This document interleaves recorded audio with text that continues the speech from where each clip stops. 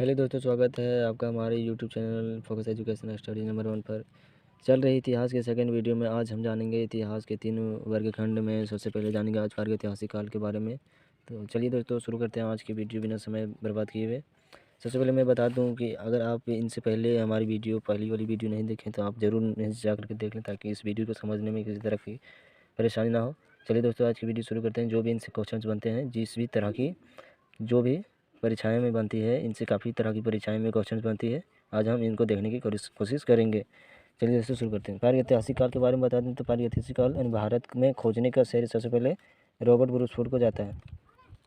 प्रागैतिहासिक काल यानी कि प्रागैतिहासिक काल जो पाषाण यानी पत्थर का युग था, जो यानी कि इनको 4 वर्गों में बांटा गया है, जैसे पूर्व पाषाण काल तथा मध्य पाषाण काल और नव पाषाण काल और ताम्र पाषाण काल।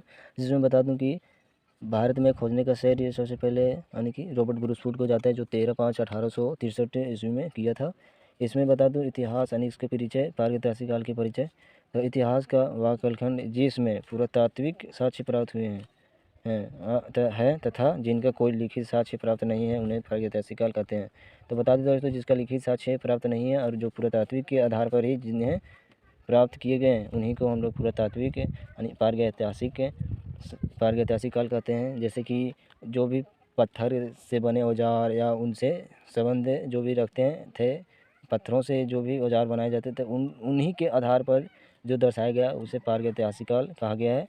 और बता दूं प्रागैतिहासिक काल की अगर खंडन की तो इन्हें 4 वर्गों में विभाजित किया गया है, जिसमें हम आज मूल रूप से पूरा पाषाण काल और मध्य पाषाण काल जानेंगे। उसके बाद हम लोग जानेंगे अगली वीडियो में नव पाषाण काल और ताम्र पाषाण काल। तो आज की वीडियो में चलिए शुरू करते हैं पूरा पाषाण काल, जो इसको भी 3 वर्गों में विभाजित किया गया है। पूरा पाषाण काल को या लंबा पीरियड था, सबसे लंबा पीरियड था ये, यानी कि एक तरह से बोल सकते हैं तो प्री स्टोन। चलिए दोस्तों, पूरा पाषाण काल की शुरुआत करते हैं। तो इसकी बता दें, इसे पत्थर का युग भी कहा जाता है, इंग्लिश में बोले तो अंग्रेजी में तो पिलियोलिथिक काल भी कहते हैं। और इसकी परिचय और बता दें तो 25 लाख बीसी से 12,000 बीसी तक इस काल को माना गया है, जिसका यानी कि कालखंड है। और इसकी हल्का परिचय देख लेते हैं। इसका परिचय में ये भी पूरा पाषाण का युग था, तो पत्थर से ही रिलेटेड यानी संबंध है। तो इसमें भी बता दूं कि इस कालखंड को पूरा पाषाण काल इसलिए कहते हैं क्योंकि इसमें इस कालखंड को यानी कि का खोजने केवल यानी खोजने का अगर सही बोले तो यानी कि खोजने का मेन कैसे खोजा गया, तो उसे पुरातात्विक के आधार पर ही खोजा गया है। इसे भी लिखित या किसी भी तरह के साहित्य के आधार पर नहीं खोजा गया, ये भी पुरातात्विक ही है। तो जैसे कि बता दें, पत्थर का औजार गंडास, ये भी नखुली तरह का औजार ही था। ये भी विदारणी आदि ये सब औजार से इन्हें पता चला कि पहले मनुष्य यानी कि मानव का जीवन व्यतीत कैसे हुआ करता था। तो सबसे पहले पूरा पाषाण काल जो सबसे लंबा पीरियड था, तो इसका बता दें खोज स्थल, तो आंध्र प्रदेश में कर्नूल में इनका खोज स्थल है। खोज स्थल इसका किया गया है। और बता दें तमिलनाडु पल्लवरम में और हस्तकुठार यानी कि हस्तकुठार जैसे ये सभी जगह पर मिले, जो दर्शाया गया पूरा पाषाण काल का ही है। जो बता दें इसकी खोज यानी कि डेट बोलें तो इसको अगर डेट यानी कि इसका मापने का C-40 द्वारा मापा जाता है। और बता दें BC और AD में भी बता दें कि BC यानी कि ईसा मसीह इसके जन्म के पहले वाले काल को हम लोग कहते हैं, यानी ईसा पूर्व। और जो ईसा मसीह के जन्म से स्टार्ट जो हुआ उनके काल से शुरू हो रही काल को हम लोग क्या कहते हैं, AD यानी ईस्वी कहते हैं। जैसे कि 1863 ईस्वी हो गया और 463 ये ईसा पूर्व हो गया।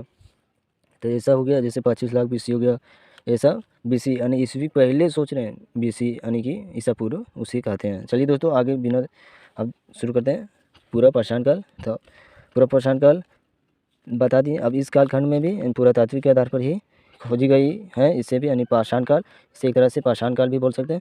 और खोज स्थल इसका आंध्र, तमिलनाडु आदि थे भारत में। और इसका जीवन व्यतीत के बारे में बता दें तो खानाबदोश यानी खाद्य संग्रह, आखेट एक तरह बोल सकते हैं, घुमंडू, यहाँ वहाँ अपना जीवन व्यतीत करते थे लोग। जहाँ मिला वहाँ रह गए, अपना जीवन किसी तरह से व्यतीत करते थे।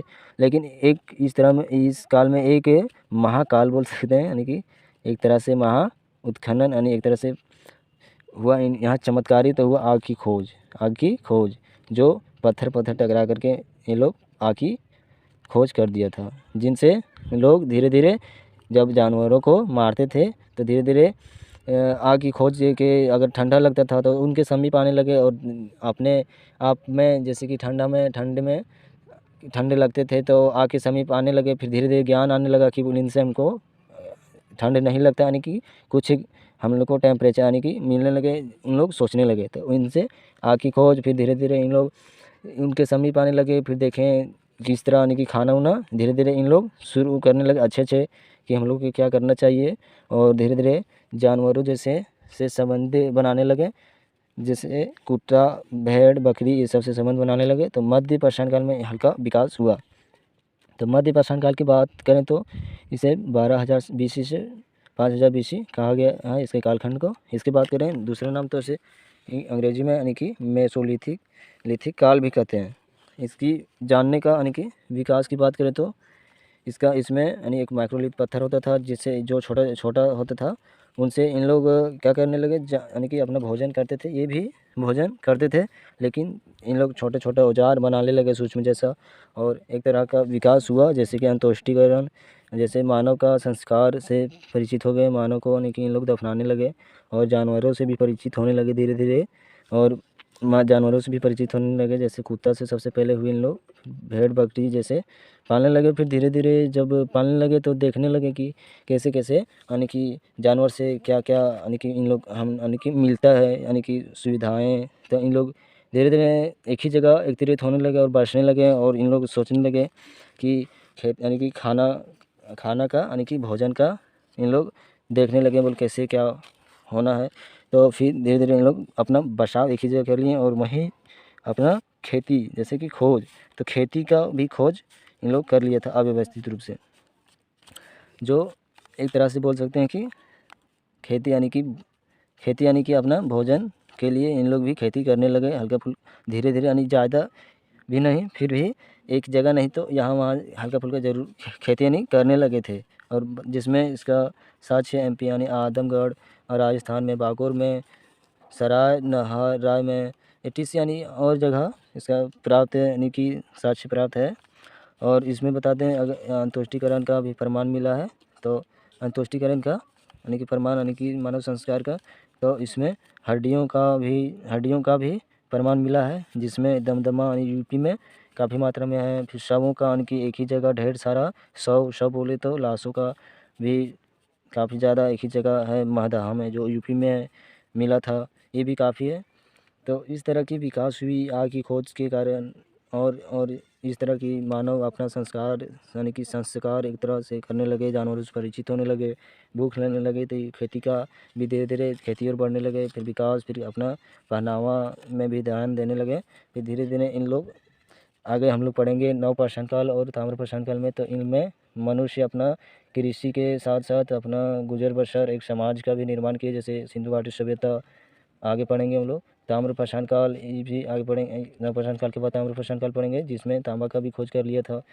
तो आज की वीडियो यहीं तक रहा दोस्तों। आज की वीडियो कैसा लगा कमेंट में ज़रूर बोलिएगा, तथा सब्सक्राइब हमारे चैनल को ज़रूर करें, और हमारे वीडियो कैसे लग रहा है आप लोगों को ज़रूर बताइएगा, तथा लाइक भी ज़रूर करिएगा। धन्यवाद दोस्तों, जय हिंद।